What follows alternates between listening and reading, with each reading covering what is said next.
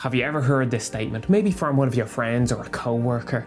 Macs are great for creative work. Or perhaps along the lines of, if you're doing something creative, a Mac would be better than a PC. Back in the late 2000s, I remember this time, I just spent all the savings of my teenage youth's prime on a computer that cost more than a car for this wondrous dream for me to become a rock star. I am now the proud owner of a brand spanking new MacBook Pro. Its shiny aluminium body, cold to the touch, and a smile begins to grow. My heart is about to burst with excitement as the joy overflows. Why did I spend all of that money on this? Why did I love doing it? When I was first getting into music production, I only possessed a modicum level of comprehension, but one of my friends who was into music simply said in passing that Logic was better than Pro Tools. 2 weeks later and a couple grand poorer, and I had my shiny new MacBook Pro sitting in front of me. Do you think that statement alone was enough to make me purchase a computer that was over 2 times the price of its competitors?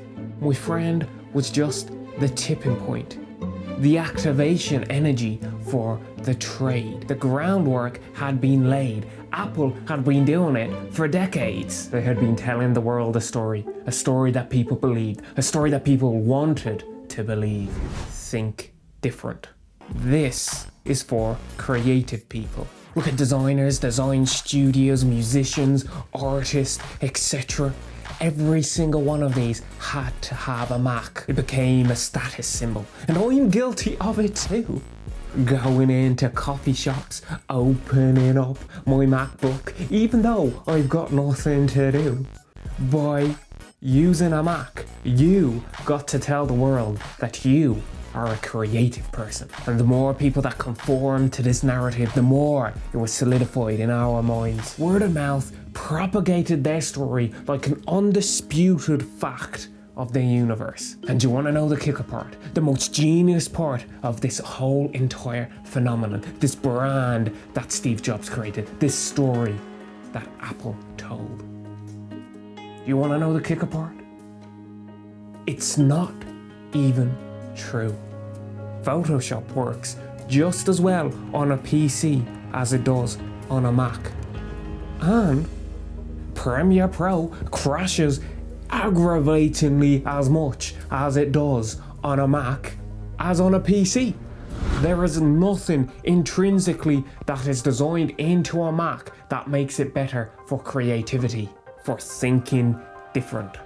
Apart from coding, where being a Unix-based OS does have its advantages, or if you're like me and want to get Logic or Final Cut, but software doesn't really make you better at creativity.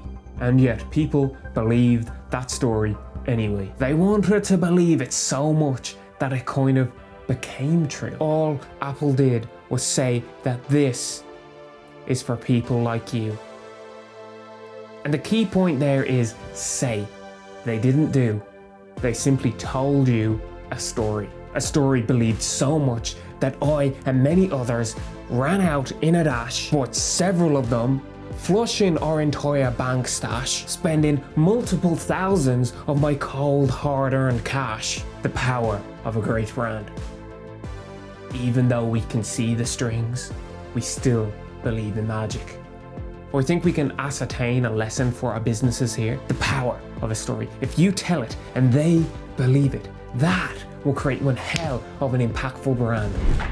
Hey, thanks for watching. I hope you liked that. Follow me on Instagram for bite-sized marketing and branding tips. Subscribe for more and have a fabulous day.